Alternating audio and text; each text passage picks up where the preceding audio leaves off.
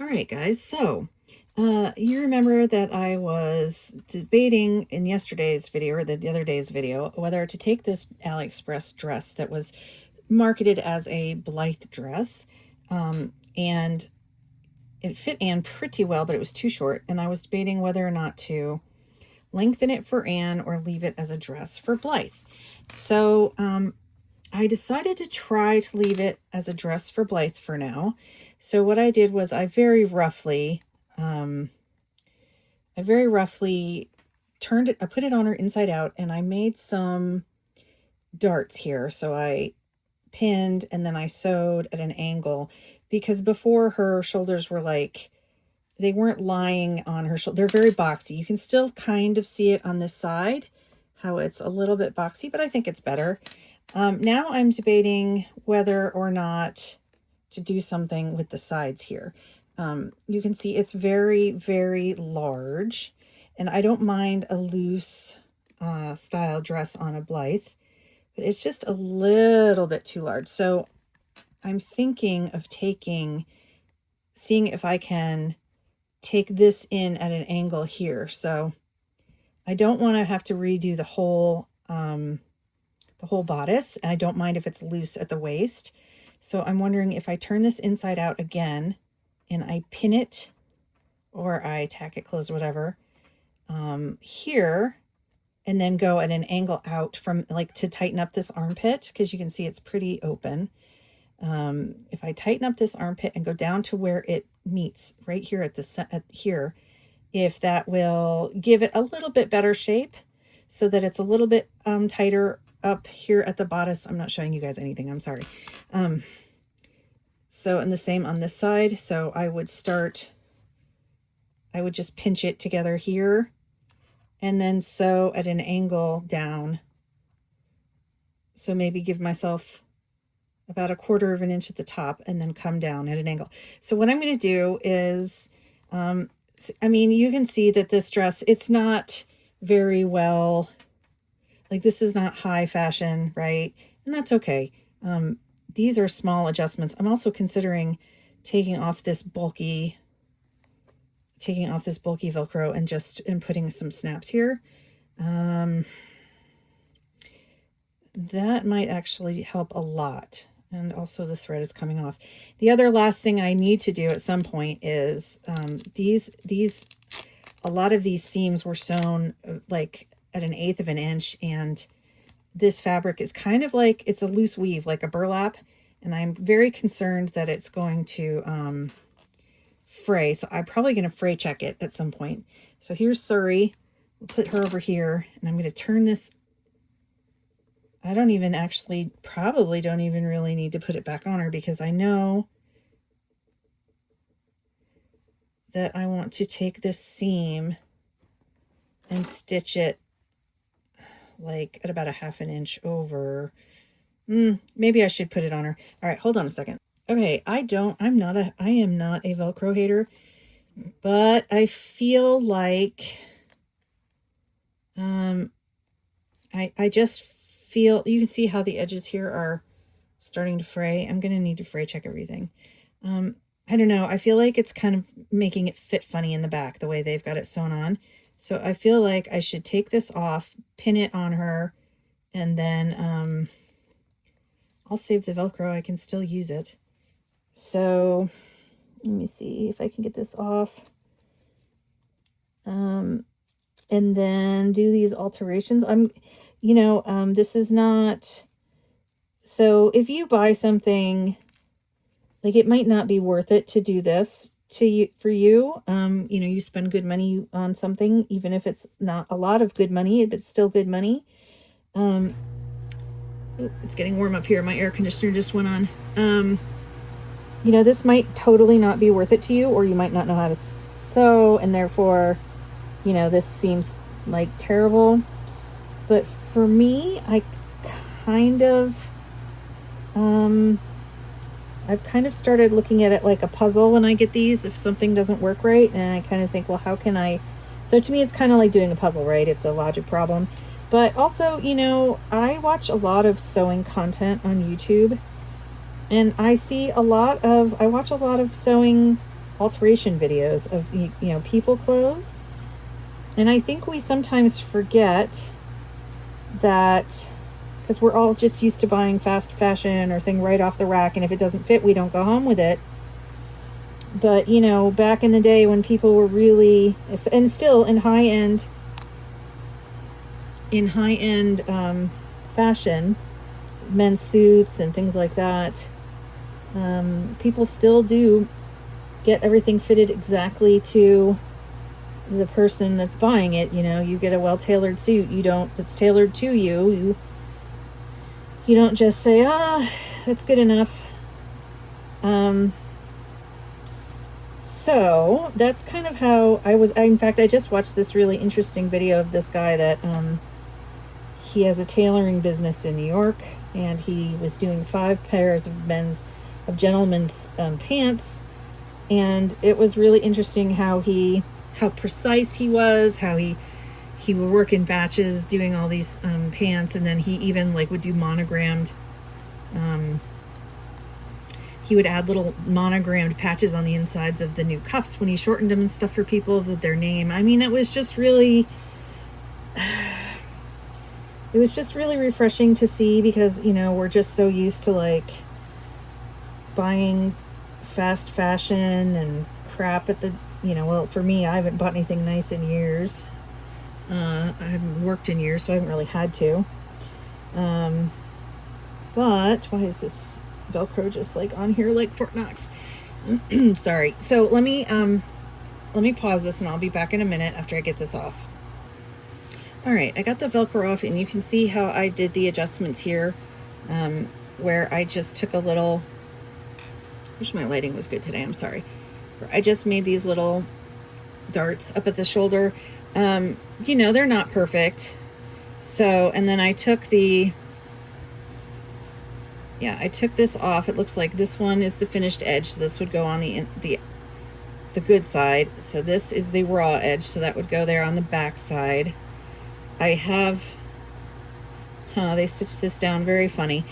Anyway, so what I need to do is I'll pin this in the back, and then where that was, and then I will try to pin the sides here, but the thing is, I will have to go down, I'll have to move the, her head is in the way.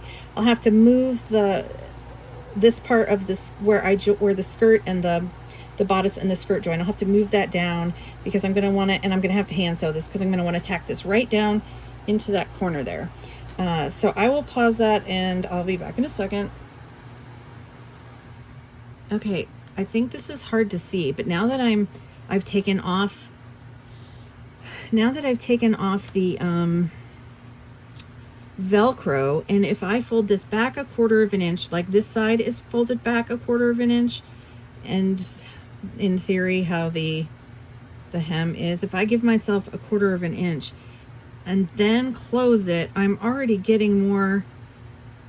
actually getting a better cover or fit, but it's still gaping, because this side is way bigger than this side, and so, but it is still gaping. Hold on a second, guys. I'm trying to fold it over. So this side will have to go on the top. Let's see. And then if I try to close it this way so that it's actually fitting better in the back.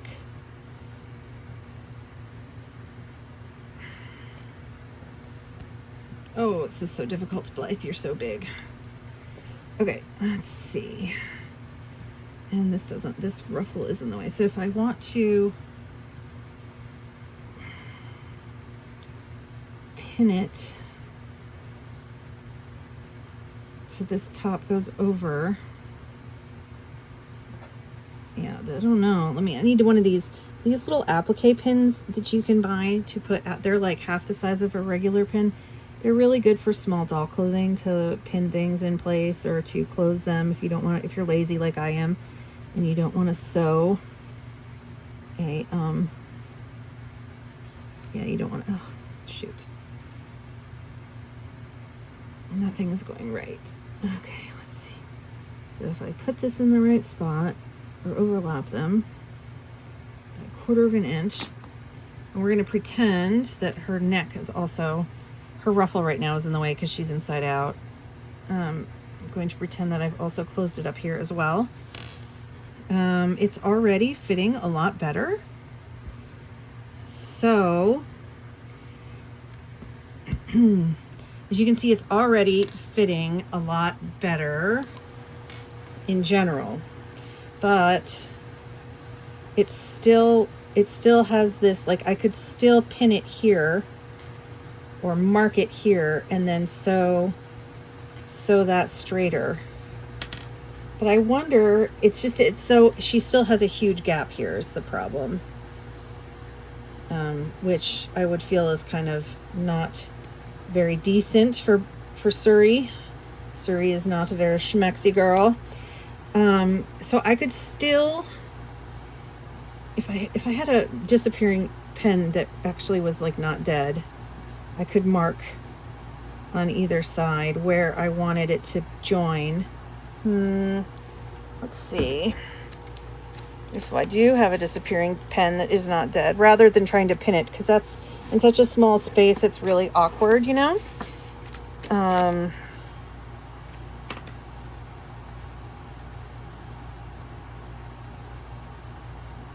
So, you know, you could draw it on the one side instead of pinning it. And then I would want to start here and then sew it down to the corner.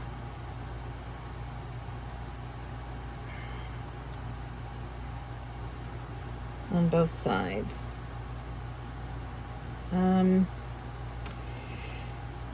What I'm going to do is I'm going to go ahead and stitch that.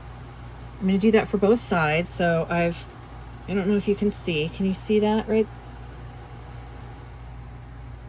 It's so dark. I even have this light on, guys. I don't know what's going on. I don't know if you can see it. I've marked, it's already fading. I've marked right here. Oh, I've used this pen. It's a disappearing ink pen. I can see it. Can you see? Now you can see it. So I've marked like where I want it to start, and then I would go down like that. So I'm going to do that for both sides. And I'm also going to consider that I'm going to be folding both sides over by 1/4 of an inch. And then I'm going to do that. Then I'm going to add some snaps or pin it in place. We'll see how it looks. I'm experimenting here. This may or may not work. But again, you know, I'm not doing anything. I'm not cutting this dress up. I'm not doing anything that can't be undone. So, you know, these alterations are easily picked out. I'm hand sewing it. So I'll be back. So I think what I'm going to do is I had to fold this down to get to the corner, and I'm going to sew it at a curve. I'm going to follow this triangular mark, but just curve it in instead of doing it as a triangle. I'm going to make a curve, if you can still see that. All right, guys, last update on this. It's still not fitting, you know, 100%, but that's because it wasn't fitting 100% when it was made. Like, it's kind of sloppily made, so things aren't exact. And the way I sloppily did the darts up here, and also the way I need to figure out, so like, for example, it's tighter on this side, and this is the side that folds over and has the finished edge. And then, so I've got it pinned, but then, so for example, on this side, it was like this, and they had the female Velcro here. But if I want to turn it and tighten it up and have this, and then, you know, put snaps here, I can do that, but it's a little tighter at the top. So I was thinking maybe if I put a button, like a button and a button thread, and thread up here to close it, so that it's more flush at the top, but then it's, you know, like how sometimes you would put like a hook or an eye up here, and then you would have, you know. So I'm not sure how to resolve this, or maybe just put it at an angle so it's only 1/8 of an inch turned under here. if I think about trying to just zigzag stitch down the edge, it goes like so far over. I mean, these are part of the fit problems that were there before I started messing with it. And then this was folded, and then, so I mean, I could do that, but then I still have more bulk on this side. So then do I need to take it? I might need to take it in just a skinch more over here, but I'm not going to bore you with those details. I think in the meantime, it's starting to look a lot better.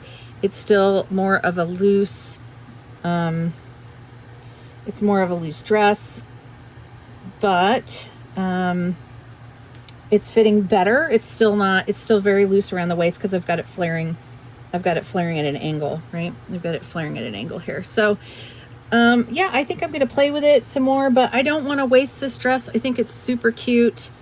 And I definitely want to just get it fixed up a little bit more. Again, it doesn't need to be perfect, but I just want it to fit. Also, like, I kind of like the neckline being more open, so that if that's another reason I might want to fold this over in the back, and then fold that over in the back, and then just use like a button, like a button loop closure here, so that it just touches, so that it's looser in the front rather than so tight around her neck, because I just think it looks a little bit better, a little bit looser. That's probably what I'm leaning towards. I'll go ahead and I will stitch a button down at the waist, and then just close the neckline loosely with like a mini, I have miniature buttons here, and then I'll just loop some cord or do crochet cord to make a closure at the top, and then I think it'll be really a sweet little dress. So let me know what you guys think in the comments. Do you think I'm on the right track here? Do you think that I should have just left it the way it was? Do you like the idea of altering clothes?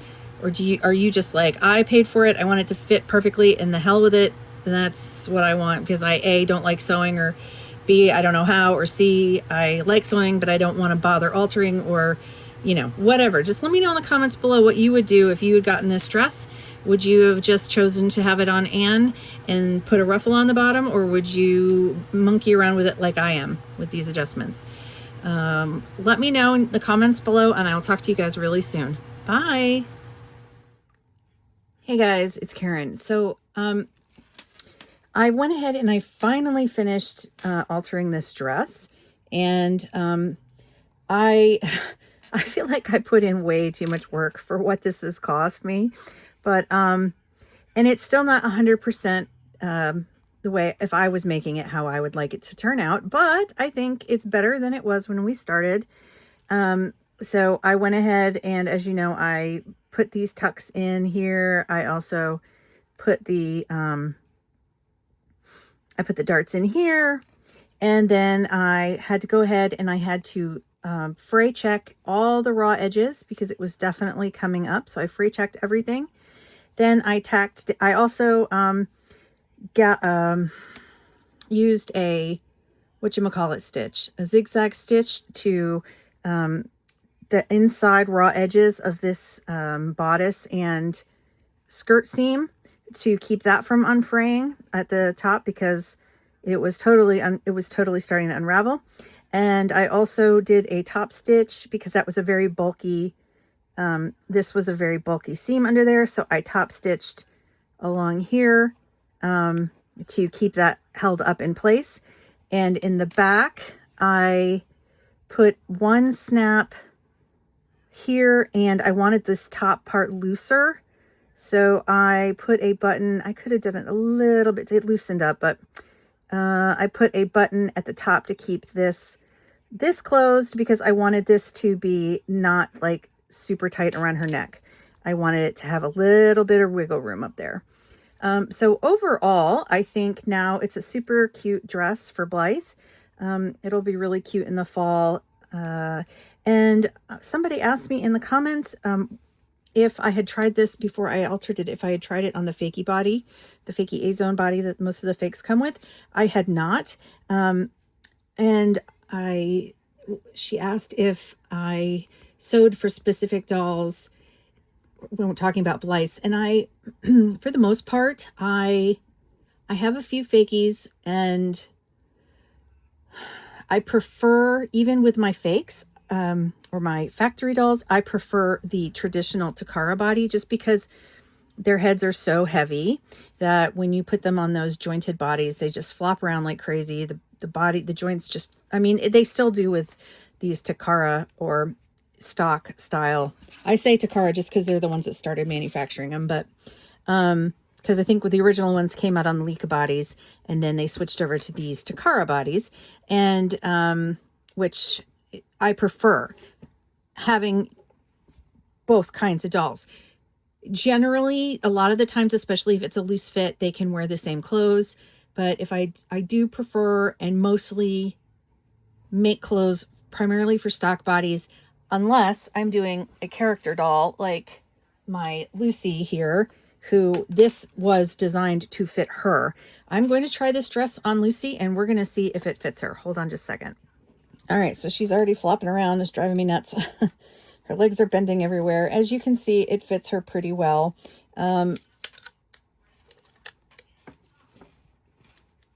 She can wear it as well. Here's how it's fitting in the back. Just about the same as my other doll. I don't know. I mean, I would say that because this is a loose fit, like in the shoulders and in the waist, come here, Lucy, it definitely would fit both, and it does. But again, I do prefer the stock bodies, and I'm just going to quickly try on, we're going to put Suri in, so you can see one of the main differences in when you're trying to sew for something that's going to fit both dolls. One of the main differences that I've noticed is in their sleeves. The Takara or stock bodies have shorter arms than the A-Zone, fake A-Zone bodies, because these are a knockoff of the Japanese bodies. These aren't actually the original, I don't think. So, but as you can see, her shirt fits my stock Blythe extremely well. It's just that the arms are too long. And if I put the skirt on, I made both of these out of the Hanon. I think it was at one of the Japanese sewing books, probably the Hanon, but Hanon types, because there's a few of them out there. I don't remember. I'd have to go get my books out right now or look at them. I have them in, some of them I have hard copy, and some I don't think they're all in PDF, but my stock dolls can totally wear this shirt. And so if I was going to redo this shirt for, if I was going to make another shirt, I would use the same exact pattern. I would just shorten the sleeve if I was going to make one for a Takara body. But that's really the only difference. So anything that's got like a short sleeve, the waist is about the same. I think their legs are a little longer and their feet are different. So it's their arms and their legs. I mean, these are bustier. This doll has a way bigger bust than this girl, but you can find smaller busted bodies out there. But for the most part, they can share clothes. So, but yes, that is the main difference. And I hope that was helpful. I hope that you enjoyed my journey of trying to make this into something that I'm happier with. I wouldn't mind buying another one. I'm assuming some of them are sewn better than others. This is a pleated skirt rather than a gathered one. And I wouldn't mind buying the set again and trying to custom it to my Anne, but I definitely, like I said, I would probably lengthen it. I'm very uncomfortable with that short of a skirt on my Anne doll. So let me know what you guys think of all of this long video process of this outfit, this simple cheap outfit I bought off of AliExpress, and my playing around with it. And I will see you guys really soon with another video. Please like, comment, share, and subscribe, and I'll talk to you later. Bye.